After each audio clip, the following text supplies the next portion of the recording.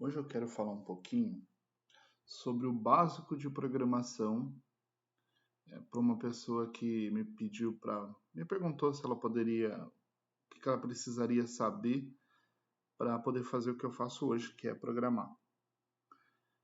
Eu pensei em começar de uma forma que a maioria das pessoas não começa, porque eu acho que falha esse conhecimento, principalmente nas pessoas que começam a programar.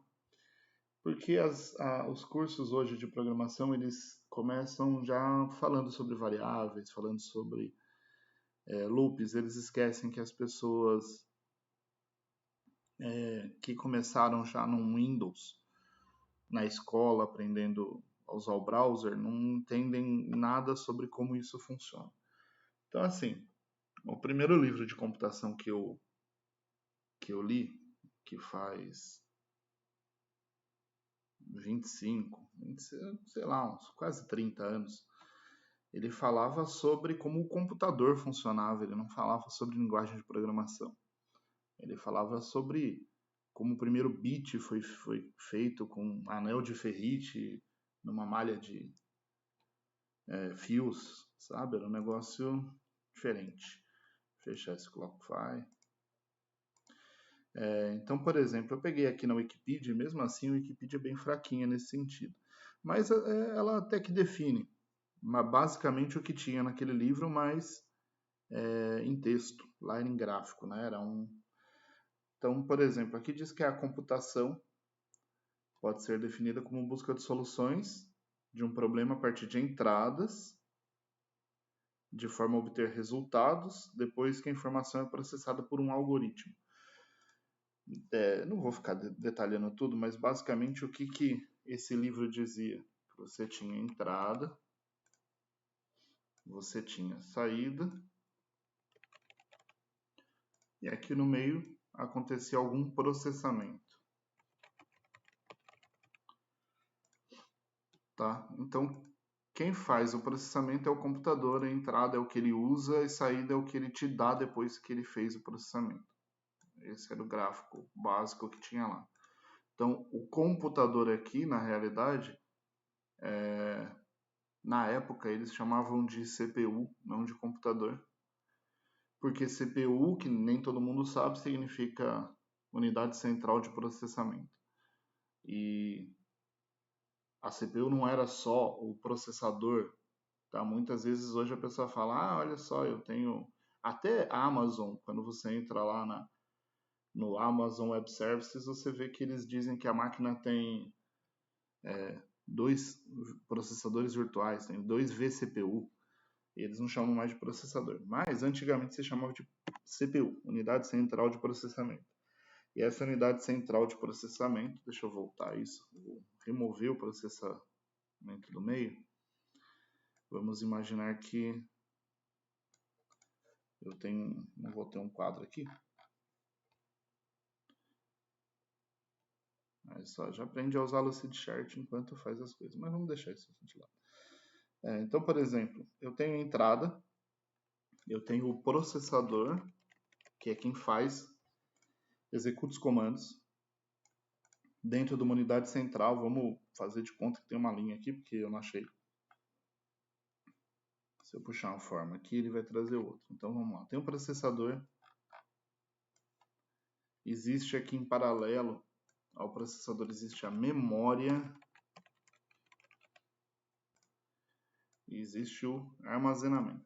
São coisas diferentes só para ajudar quem não sabe nada de informática. Tá, isso são duas coisas que as pessoas confundem normalmente quando estão falando de computadores. Pela definição, existe a informação depois de processada através de um algoritmo. Então, o que é o algoritmo? É um programa. É um programa de computador. Tá? Então, quando você está usando lá o seu Windows, o Windows é um programa de computador que pega entradas e transforma em saídas, depois te exibe essa saída. Como que funciona? O seu processador precisa de um programa para rodar. Ele precisa de um programa que diga para ele o que ele vai fazer com as entradas. Esse programa Ele fica inicialmente na área de armazenamento do seu computador, então o seu processador carrega o seu programa, só que nem sempre o seu programa cabe, aliás, ele nunca cabe no seu processador, porque o seu processador não tem espaço de memória, vamos dizer, suficiente para carregar um programa. Então, o programa ele é carregado da unidade de armazenamento para a memória. E aí ele fica na memória e o processador vai lendo esse programa, vai processando as informações, vai gravando informações na memória e quando ele termina de processar, ele joga isso para a saída. Armazenamento serve para você deixar os programas ou deixar os arquivos que os programas geraram. Tá? Por exemplo, o seu documento do Word fica na unidade de armazenamento, ele não fica na memória. Tá? Principalmente o usuário de celular costuma fazer essa confusão. Memória é onde o programa roda, é onde as informações que ele precisa enquanto roda ficam. Da onde ele pega a informação durante a execução, onde ele salva a informação durante a execução, salva o que eu digo temporariamente, e quando ele termina de processar, vamos dizer que você está criando uma imagem, você está criando um arquivo de texto, ele não salva isso na memória, ele salva no armazenamento. Tá? Mesmo na especificação de celulares, existe quanto de memória o seu celular tem, quanto de armazenamento o seu celular tem. Os chips que você coloca lá, os cartõezinhos de memória, que a gente chama, eles são unidades de armazenamento. Então, dito isso, hoje a gente não percebe, mas antigamente um computador ele não conseguia processar mais de uma coisa ao mesmo tempo. Ou aqueles grandes computadores de antigamente, eles tinham literalmente essa estrutura que eu estou colocando aqui. Você tinha um programa que você carregava para a memória do computador antes de começar a usar, vamos dizer, uma unidade de fita magnética, por exemplo, você deixava o programa carregado lá.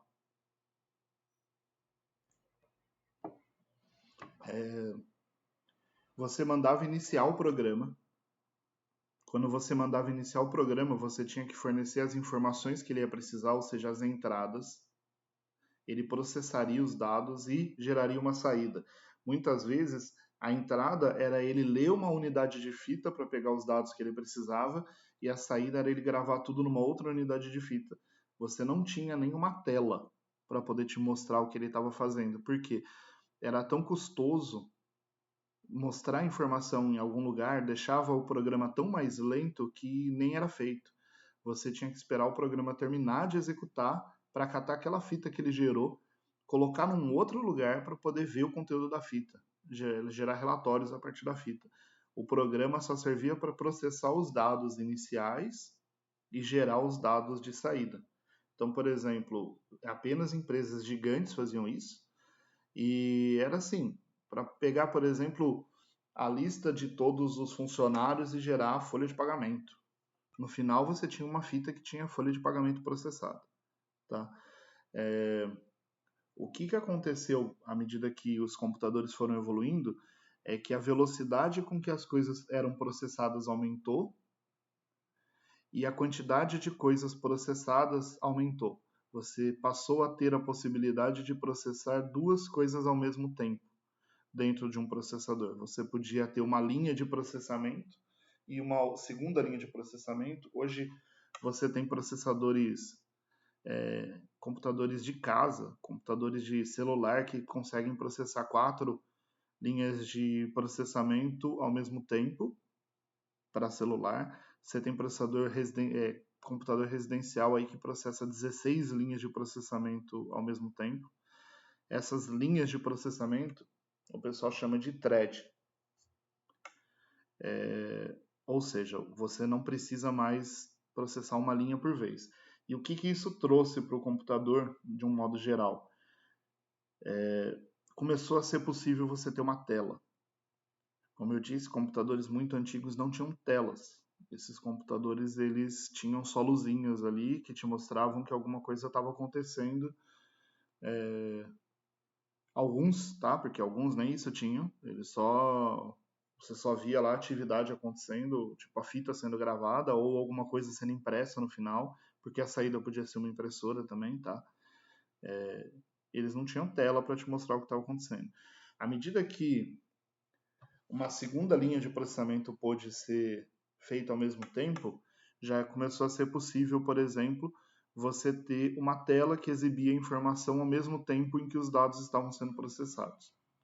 Tá? E com isso evoluiu muito a computação no geral, porque começou a ser possível você ter um sistema operacional. Tá? O que é um sistema operacional? É um sistema que gerencia o computador para que você faça ações que ele vai te, vamos dizer, para que você possa ter vários programas dentro dele e você possa iniciar os programas dando comandos para o computador. Tá? Então, vamos dizer, você pega lá o próprio DOS que ninguém usa hoje, abrir uma linha de comando aqui, no comecinho, antes do Windows, já existia o Unix e tal, mas vamos falar de Microsoft porque todo mundo usa. No comecinho, você ligava o computador e aparecia isso aqui. Era essa janela. Aliás, não era uma janela, né? Era literalmente uma tela preta com um texto aqui. E aí aqui você tinha lá as suas pastinhas, você dava comandos, ele dizia, te dava uma lista de pastas, você tinha comandos, os comandos do sistema operacional, no caso do DOS, tipo comando para listar pasta, criar pasta, para criar arquivo. Você tinha editores de texto que funcionavam nessa janela preta, você tinha planilha do tipo Excel que funcionava nessa janela preta, não existiam janelas, aliás, você não tinha mouse, tá? Porque processar tipo o movimento do mouse e colocar uma seta na tela não tinha lógica nenhuma, porque você não tinha onde clicar, tá? Mas isso já permitiu que as pessoas começassem a criar programas de uma maneira menos complicada, porque era possível, mas era bem difícil, e executar os programas chamando pelo nome, né? Você simplesmente dava o nome, você instalava um programa e chamava ele e ele fazia alguma coisa. O que mudou nos programas, né? Porque o que é um sistema operacional? Se você analisar dentro desse gráfico aqui de processamento, você não tem uma entrada, um processamento e uma saída num sistema operacional. O sistema operacional está rodando o tempo todo. Então é como se o sistema operacional fosse um loop infinito. Ele tem um processar comando aqui, você inicia o computador, ele entra no sistema operacional, é um programa. Ele executa comandos e quando ele chega no final, ele simplesmente volta para o começo. Tá? E onde fica a entrada aqui? A entrada está paralela. Tanto a entrada quanto a saída estão em paralelo aqui. Você fica recebendo coisas da entrada e fica mandando coisas para a saída o tempo todo. Então, o que o sistema operacional aqui está fazendo quando você entra aqui? Essa setinha piscando aqui está te informando que ele está esperando alguma coisa sua. E quando você aperta um botão, você aperta o A, ele percebeu aqui que houve uma entrada, ele executou comandos relacionados a isso e mostrou algo na saída, que é a tela. Tá? Então, mesmo essa janelinha é um programa que está rodando aqui, que está processando coisas. No caso, como eu não estou fazendo nada, ele não está processando nada, mas só essa setinha piscando aqui já é alguma coisa.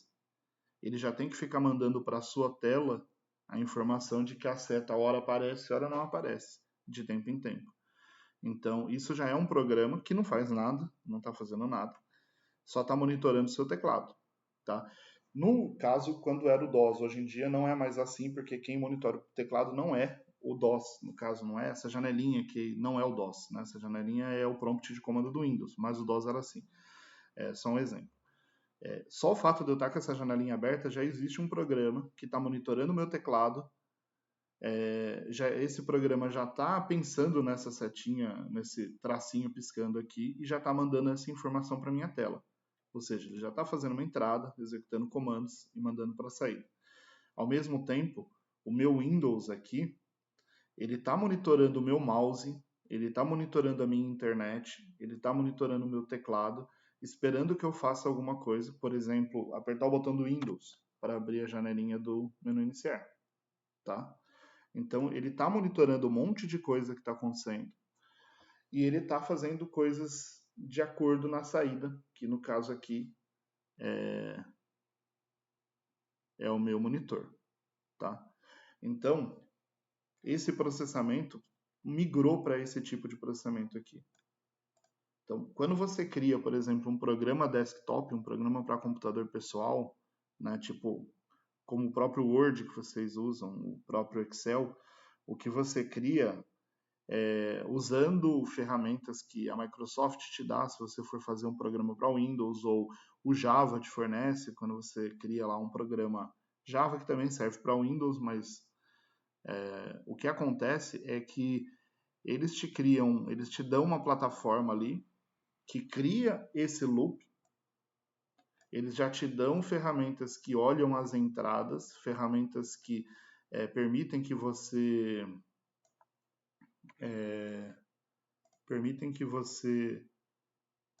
crie, envie informações para a saída, tá? Para que você possa criar o seu código lá fazendo as coisas que você acha que o seu programa deve fazer.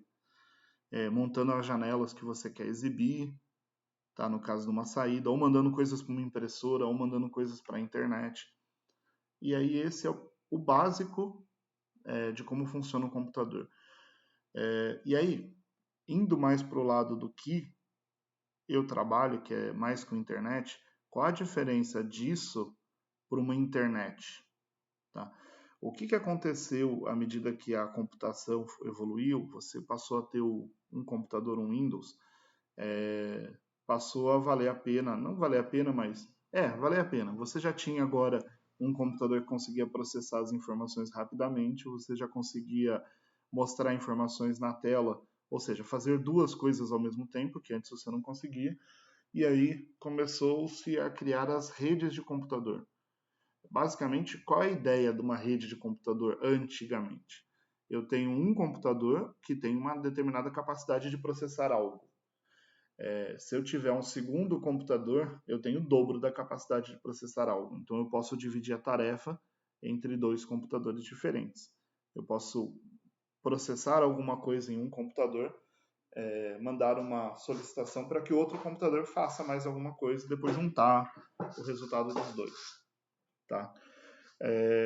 Esse foi o comecinho, você poder ter computadores que se conversassem. Com o tempo, essas redes cresceram e aí lá o pessoal, acho que da DARPA, sei lá quem foi que criou a internet, o exército americano, resolveu colocar esses computadores em lugares diferentes e criar uma rede que ligasse esses computadores, e aí hoje em dia a gente tem internet. Como funciona um site? Essa é uma informação que muita gente que trabalha com internet, não que trabalha com internet, mas que começa a aprender sobre aplicativos principalmente, não sabe, e que ela é extremamente útil. Tudo que eu estou fazendo aqui, quando eu arrasto alguma coisa para cá, ele não acontece só aqui no meu computador, tá? E eu vou dar um exemplo bem básico aqui. Não vou dar não. Vou fazer diferente. O que eu tenho? Você tem o seu browser, que pode ser o seu Chrome,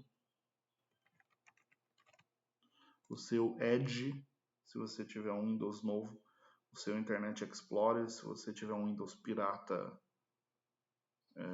até, sei lá, o Windows 7, o seu Firefox, o seu Opera, tem 1 milhão de browsers aí, o seu Safari, então você tem um browser. O browser, ele é um navegador de internet. E por que a gente chama de navegador de internet? Porque o seu browser, o que ele faz na realidade é buscar uma informação na internet e mostrar de uma forma fácil de você entender, tá? Quando você vem aqui em cima, por exemplo, você digita um endereço de internet, como que o seu computador sabe onde ele tem que ir? Porque, como eu falei, é uma rede de computadores. Então, você tem um servidor aqui. Esse servidor ele tem um endereço. Esse endereço não é um nome. Esse endereço é um endereço IP. Você tem um endereço IP.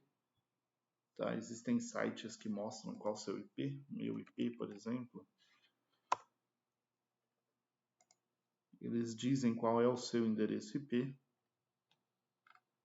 Não, meu IP esse é o meu endereço IP.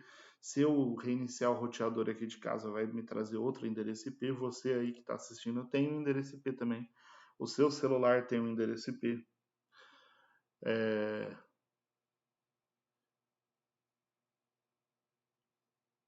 O seu servidor tem um endereço IP.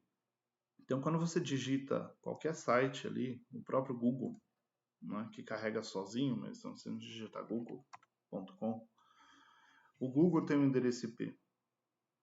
Como que o seu computador, como que o seu browser sabe qual é o endereço do servidor do Google? Tá? Existe na internet alguns passos que o seu browser faz antes de te levar para o Google. Então, a primeira coisa que ele faz quando você procura Google é pesquisar num servidor de nomes, que é um servidor de domínio, um DNS. O seu browser pede para o DNS qual é o IP do Google. O DNS que existem milhares de servidores no mundo, e quando você cria um servidor de DNS, um domínio novo, ele vai sendo replicado para todos os servidores de DNS, ele vai te dizer que o IP do Google é X. E aí o seu browser vai conectar no servidor X e vai dizer, ó, eu quero a página inicial do seu site. E aí, eu vou até demonstrar, porque isso realmente acontece dessa forma, de uma maneira bem clara, e você consegue ver aqui pelo inspetor do próprio Chrome. Se eu simplesmente clicar aqui, dar um Enter no Google, olha o que ele faz. Ele fez várias requisições. Primeira requisição, ele mandou buscar a informação do Google. E pode ver aqui, ele mandou dar um método GET, que ele fez uma consulta da página inicial do Google. E o Google retornou um HTML. Esse HTML é isso, é um código. Tá? Então, toda página que você acessa, ela é enviada uma informação para o servidor, uma solicitação, o servidor te retorna com um código HTML. Esse código HTML, para quem vai estudar HTML, eu não vou falar disso aqui, ele diz para o browser como ele tem que montar a tela, aonde ele tem que pôr a imagem, ele dá a estrutura da tela. Além do HTML, existe o CSS, que é o estilo, a folha de estilo dessa tela. O HTML te diz que componentes vai ter na tela, o CSS te diz onde esses componentes vão estar. Então, quem disse para o browser que ele precisava de todos esses outros arquivos aqui foi o HTML e o CSS. Então, essa aqui, vamos dizer, vamos inspecionar essa imagem. Ó, essa imagem diz que ele fica no /images, /branding, /google, /2x, etc, etc. Se você olhar aqui, em algum lugar, ele solicitou aquela imagem. Ó, tá aqui. Então, o seu browser voltou lá no servidor do Google e disse, agora eu quero a imagem Google /images, /branding, /google. E aí o seu browser, o seu servidor retornou a imagem, o seu browser pegou e botou a imagem aqui. Então, o seu browser falou que precisava desse tia.png, google.com/tia/png. O servidor retornou a imagem, o Google botou essa imagem em algum lugar que eu não sei onde fica. É esse tecladinho aqui. Então, é esse cara aqui. Então, é isso que acontece quando você acessa uma página de internet. O seu browser faz uma requisição, o seu servidor retorna um HTML, normalmente um HTML, se você está acessando pelo browser. O seu browser interpreta aquele HTML para montar uma imagem, e aí ele percebe que ele precisa de outros arquivos. e aí ele vai pedindo esses outros arquivos para o servidor. Para montar essa página, foram feitas 40 requisições, 73 KB de dados foram transferidos, e na realidade eu precisava de 2.2 MB, e nem tudo foi solicitado porque já tinha no meu computador, porque eu já tinha acessado o Google. Tá? Então essa é uma coisa que o browser faz.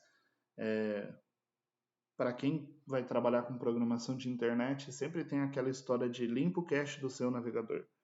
Limpa o cache do seu navegador é exatamente isso aqui. Quando um arquivo não é alterável, ele não é alterado o tempo todo no servidor, é possível dizer lá no servidor, na configuração, que esse arquivo tem um prazo de validade. Então o seu computador, o seu browser vai guardar esse arquivo e ele não vai baixar esse arquivo todas as vezes que você fizer um acesso ao site, para não ficar lento. Então, por exemplo, são 40 requisições, mas várias delas não foram feitas no servidor, porque são arquivos que estão marcados como arquivos que devem ser cacheados, né? Devem ser armazenados localmente, então ele não busca no servidor. Tá? Por que eu falei tudo isso?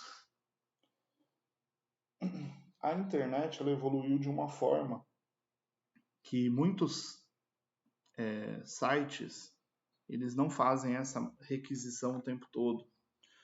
Porque antigamente, quando os primeiros sites foram feitos, cada página que você acessava num site era um HTML, era um arquivo fixo que estava salvo no servidor. Você tinha um arquivo index, que seria a página inicial do seu site, você tinha um arquivo meus dados, um arquivo sobre a empresa, um arquivo meus produtos, um arquivo meus serviços, imaginando um site de uma empresa pequena, normalzinha aqui. Cada área da sua empresa tinha uma página, por isso que se chama página, e essa página era literalmente um arquivo no servidor. Então você tinha arquivos diferentes. Muitas vezes o conteúdo do arquivo era sempre o mesmo. Você tinha o mesmo menuzinho em cima, você tinha mesmos menus laterais, você tinha o mesmo rodapé. Vamos dizer que 3/4 metade do conteúdo que você baixava era igual em todas as páginas. O que mudava era o miolinho, que era o conteúdo daquela página específica que você estava olhando. Mas você tinha vários arquivos separados. O que começou a acontecer, principalmente quando você pensa em lojas virtuais, etc., é que o conteúdo que o site baixa começou a mudar de acordo com o que você pedia. Então, por exemplo, você não pode, se você tem uma loja, você não pode criar, pensando, por exemplo, em Amazon, você não pode criar uma página para cada categoria de dentro da Amazon. Porque são milhares de páginas. Manualmente, obviamente, né? E imagina quando você entra, por exemplo, dentro de uma categoria específica, tudo em automotivo. Você não pode criar uma página para cada página. Você também não pode criar uma página manualmente para cada produto para ver os detalhes. Você também não pode criar uma página para cada opção de filtro.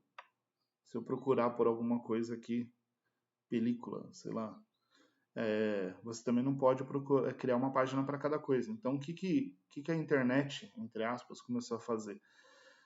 Os programadores criaram o que eles chamam de páginas dinâmicas, que é o quê? Você tem um programa no computador, porque vamos voltar para a história de como um computador funciona. Um servidor funciona da mesma forma que um computador normal. Esse documento do Lucid aqui não tem nada a ver. Vamos eliminar a ideia do DNS aqui. Mas como funciona um servidor? Lembra? Você tem entrada, processamento e saída. Quando o browser pede uma página, a entrada é a solicitação. Que página o browser quer? Qual é a saída? É o conteúdo da página. Então, o servidor antigamente pegava um arquivo físico que estava lá na unidade de armazenamento dele e enviava esse arquivo físico para o browser. Ok, é tranquilo. Só que, lembra, o servidor ele é um computador, ele pode fazer o que ele quiser com a entrada. Então, o que mudou na internet? Em vez do servidor pegar um arquivo físico e simplesmente retornar, ele começou a escrever o conteúdo que ele ia retornar. Então, por exemplo, você tinha um servidor aqui de lado de banco de dados, que tinha as informações dos produtos, por exemplo. Você tinha o armazenamento que tinha o programa aqui, né?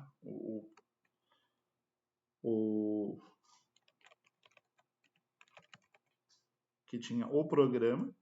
E aí, quando o browser fazia uma solicitação para o servidor, ele carregava para a memória o programa, analisava a requisição, por exemplo, ele pediu a categoria X, ele ia no banco, perguntava se a categoria, pegava do banco os dados da categoria X, pegava quem eram os produtos daquela categoria, e aí ele montava um arquivo HTML e jogava de volta para o browser. Ou seja, as páginas HTML passaram a ser dinâmicas. E você tinha programas diferentes de acordo com a URL que era passada aqui em cima. Porque lembra, você tem aqui gp/browser.html. Então ele está chamando um arquivo específico, tá? Essa extensão mudou, obviamente, não deixaram HTML porque para otimizar o uso do servidor. Então, por exemplo, se eu estou chamando um HTML, quer dizer que eu não quero que ele processe nada, eu quero que ele pegue um arquivo e mande de volta para a pessoa. Se eu estou chamando um PHP, eu quero que ele processe um programa, tá? Inicialmente não era, por exemplo, PHP, usava-se várias outras, né? Linguagens. PHP é uma linguagem, tá? Usava várias outras linguagens. Você podia ter um programa feito em qualquer coisa, porque basicamente o que o servidor faria é chamar esse programa, passar para ele quais os dados ele recebeu e passar para ele alguma forma dele responder, tá? Então, esse programa podia ser escrito em qualquer coisa. Depois, com o tempo, foram criando linguagenzinhas embutidas nos servidores. Por exemplo, o próprio PHP, o ASP, mas isso não vem ao caso aqui. O importante é entender essa dinâmica. O browser fez uma solicitação para o servidor, é uma entrada. O servidor processa a informação. O que ele pode fazer? Ele pode simplesmente catar um arquivo e enviar. Se for uma solicitação de um arquivo, ele pode pegar as informações da entrada, acessar no banco, gerar a informação e retornar. Qual era o problema desse? Ainda existe hoje, tá? Existe muito site, por exemplo, em PHP, existe muito site que faz isso, tá? Que tem um retorno completo da página. Então, não estou dizendo que isso é antigo, que é inútil, não. Ainda se faz, ainda tem muito disso. Tá? A Microsoft hoje tem lá o ASP.NET MVC, que é exatamente isso. Tá? Você acessa o site, o MVC recebe a requisição, ele vai lá, processa, gera um conteúdo HTML e envia para o browser. Então, a página é totalmente transferida entre o servidor e browser todas as vezes. Isso acontece, é normal ainda. O que começou a acontecer foram os aplicativos. Por quê? Aqui eu tenho um browser que pega uma página inteira. Um aplicativo do seu celular, ele não é um browser, ele é um sistema ali que ele é específico para fazer uma coisa específica. Então, ele tem telas específicas do aplicativo. Esse aplicativo, ele não precisa que a tela venha do servidor, mas ele quer guardar as informações num servidor. Tá? Então, do mesmo jeito que eu tenho um browser que pede uma tela inteira, eu tenho um aplicativo que pede informações específicas para ele atualizar as informações da tela. Tá? Então, se eu tenho lá o aplicativo do Nubank, quando eu entro no aplicativo, toda a tela do aplicativo do Nubank ela é padrão para todo mundo. O que muda? O saldo, o quanto você tem de limite no seu cartão, o seu nome que aparece lá em cima, nem sei se aparece, nunca prestei atenção, mas você tem algumas informações específicas que o seu aplicativo precisa, ele não precisa da tela toda. Então, quando um aplicativo faz uma requisição no servidor, ele não pede um HTML e ele não recebe um HTML de volta. Ele pede informações específicas e ele recebe só aquelas informações. Então, por exemplo, existem N padrões, tá? Hoje em dia se usa muito um padrão chamado JSON.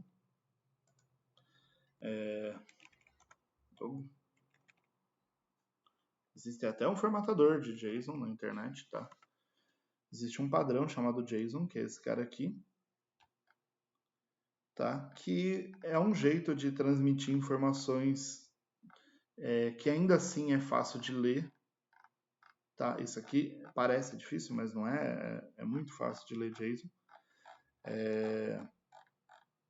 Eu tenho um exemplo.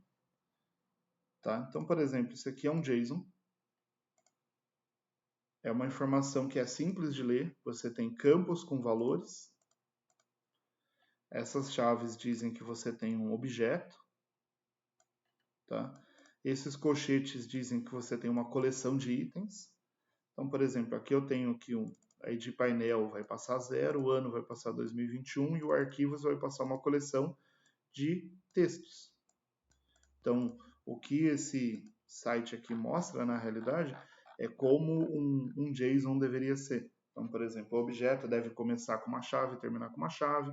Ele pode ter um espaço em branco dentro, ou ele pode ter um espaço em branco seguido de um texto, seguido de outro espaço em branco, seguido de 2 pontos, seguido de um valor. Ou seja, é a definição de campo. Eu tenho um texto, espaço, 2 pontos, valor. Em algum lugar ele tem a especificação de que o que é uma string dentro do JSON, o que é um valor dentro do JSON. Por exemplo, string. Não gostei. Vou rolar a tela aqui que é mais fácil. Então, o que é uma string? É uma aspa seguido de alguma coisa ou nada que termina com uma aspas. Então, dentro dela eu posso ter qualquer caractere, com exceção de outra aspas, ou de um caractere especial. Essa barra é um escape que eles chamam. Por exemplo, eu posso ter uma aspa desde que ela seja antecipada por uma barra. Eu posso ter uma barra desde que ela seja antecipada por outra barra. Eu posso ter uma barra para a direita desde que ela seja antecipada por uma barra. Porque esses são caracteres especiais que têm significado especial. Então eu posso ter, qualquer string pode ter esses caracteres desde que ele esteja escapado, ou seja, desde que ele tenha essa barra invertida antes. Então, por exemplo, qualquer string pode ser um nome de campo, string com aspas, seguido de 2 pontos, seguido de um valor, e aí eu tenho a especificação do valor. Espaço pode ser uma string, pode ser um número, pode ser um objeto, pode ser um array, que seria um vetor ou uma coleção, pode ser true ou false ou null.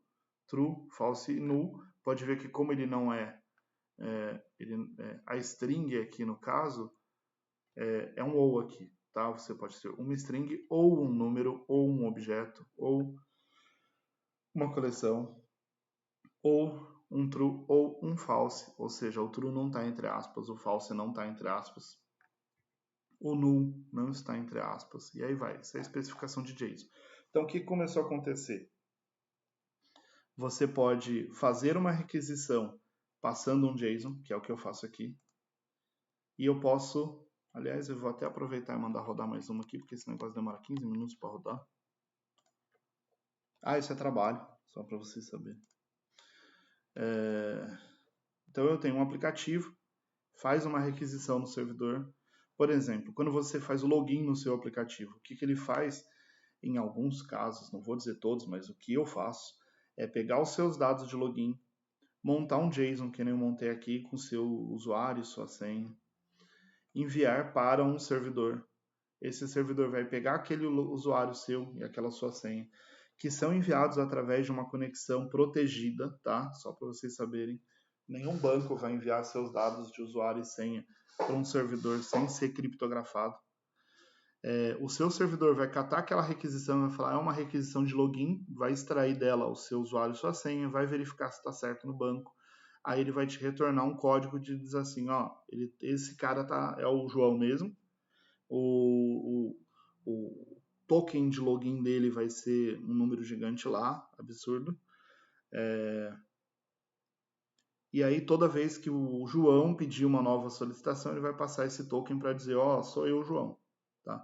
Então, beleza, o servidor fez a primeira resposta, a resposta também vai voltar num JSON, provavelmente. Tá? E aí, quando ele pedir, por exemplo, o saldo da conta, ele vai fazer uma nova requisição, passando aquele token. Ó, quero o saldo da conta. O servidor vai olhar no banco, vai processar e vai retornar um JSON dizendo o saldo da conta é X. E o aplicativo vai mostrar. Ou seja, ele não vai trafegar pela internet a tela. Ele vai trafegar pela internet os dados da conta. Tá? E aí a gente avança para o que tem hoje em dia. Muitos sites mesmo, utilizam essa estrutura. Você tem, à medida que os computadores foram evoluindo, os celulares foram evoluindo, alguns sites passaram a funcionar como aplicativos. O que significa? Você carrega um aplicativo dentro do seu browser, provavelmente é isso que acontece com esse Lucid, tá? Você tem uma comunicação lá, mas essa comunicação provavelmente não acontece quando eu mexo na tela, ele não traz um HTML novo. Vamos dizer que eu vou arrastar aqui um novo processo, tá vendo? Joguei um negócio aqui. Olha o que ele fez. Vamos ver o conteúdo? Primeiro, isso é uma imagem, tá? Ele solicitou uma imagem, vamos ver o preview. Ó, essa imagem de preparação. Provavelmente quando eu arrastei, ele mostrou essa imagem rapidamente. Ah, provavelmente não, deve ter sido quando eu passei o mouse em cima. Tá? Ou seja, ele buscou só aquela imagem e mostrou para mim. Ó, a imagem de dados. Quando eu colei o negócio na tela, ele chamou esse Session Actions aqui. Tá? O que esse Session Actions é? É uma requisição do tipo POST, ou seja, ele enviou alguma coisa para o servidor, para esse Analytics Lucid. E o que ele enviou? Vamos ver. Quem sabe é um JSON e a gente já faz uma demonstração. Ó, é um JSON. Tá? Então vamos abrir aqui, ó.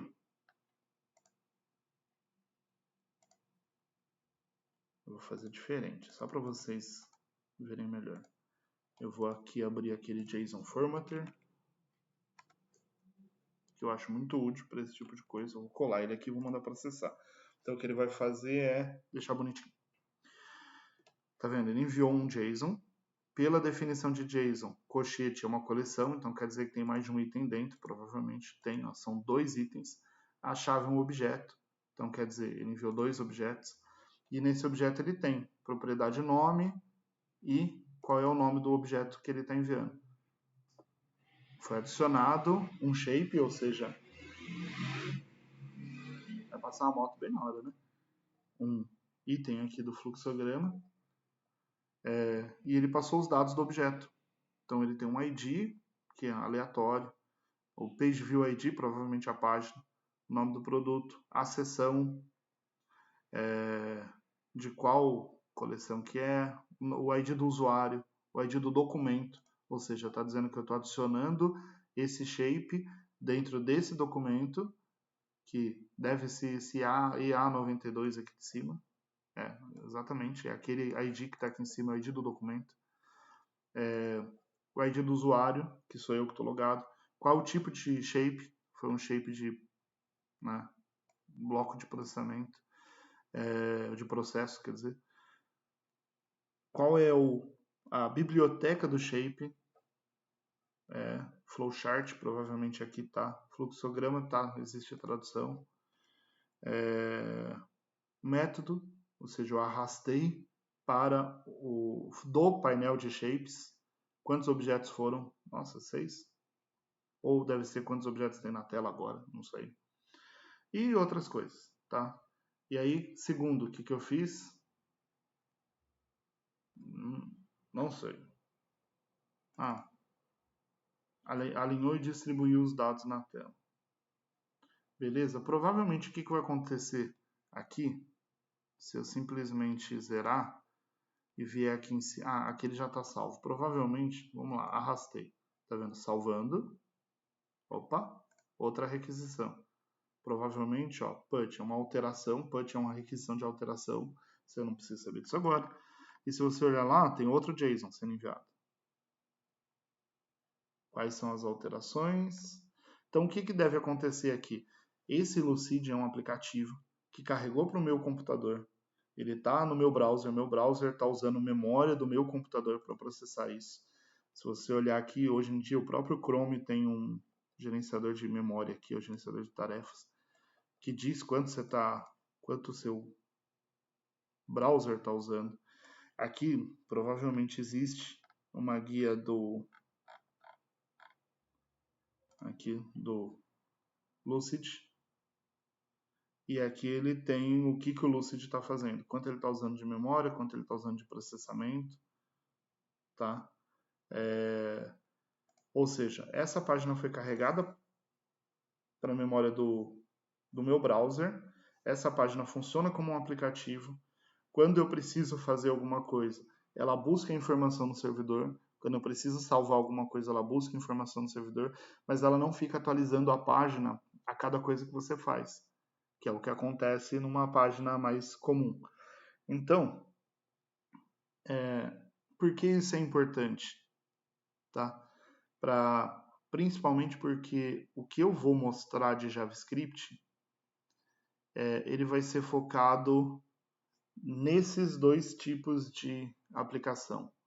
O que? Que seriam, eu não vou mexer com essa parte de browser baixando HTML inteiro, eu não vou falar sobre como que montar um HTML, como você monta um HTML, eu não vou falar sobre como você monta um CSS, você consegue achar no YouTube um videozinho lá de HTML, você consegue achar um videozinho de CSS. Eu estou trabalhando atualmente com React para o site, e React é literalmente uma ferramenta que faz isso que eu estou fazendo. Aliás, que ferramenta esse site usa? jQuery, Angular. Tá? O React ele é concorrente, entre aspas, do Angular. Tá? Então, se vocês procurarem aí na internet React.js, que eu achei que o site era esse, mas não é. Você tem aqui tutoriaizinhos, exemplos, etc, do que é o React.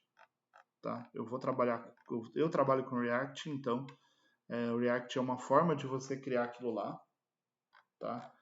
Além dos tutoriais que você pode ver funcionando aqui, existe esse site que mostra, não, esse é o tradutor. O Babel é o tradutor, tem um outro cara aqui, eu acho que está no tutorial que você pode fazer junto. Não. Resultado final, está aqui no CodePen. Tá? Que aqui vai ter o seu JavaScript, vai ter o seu HTML, vai ter o seu CSS e, por exemplo, aqui eles criaram um joguinho de jogo da velha.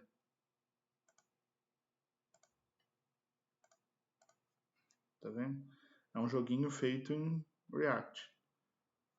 E aqui tem o código do joguinho, se você quiser aprender. Tá? Então, o que eu vou falar é de React, então automaticamente eu não vou falar do normalzinho aqui, de um browser que busca um HTML. Para você fazer React, você tem que saber HTML, você tem que saber CSS. Você pode não necessariamente ser um expert em HTML, nem um expert em CSS, porque se você estiver trabalhando numa grande empresa, é provável que você receba o HTML pronto do cara responsável por fazer isso, mas é bom você saber muito bem HTML e CSS, porque você vai ter que pegar blocos de código lá do HTML e transformar em componentes React. Você vai ter que pegar o CSS que alguém criou lá normalzinho, padrão do HTML, e usar ele no React. Então você tem que saber, mas eu não vou falar disso. Então, Não vou falar dessa parte de HTML e CSS, vou falar de React. E, como eu disse, React acessa um servidor, mandando informações, recebendo informações no padrão JSON.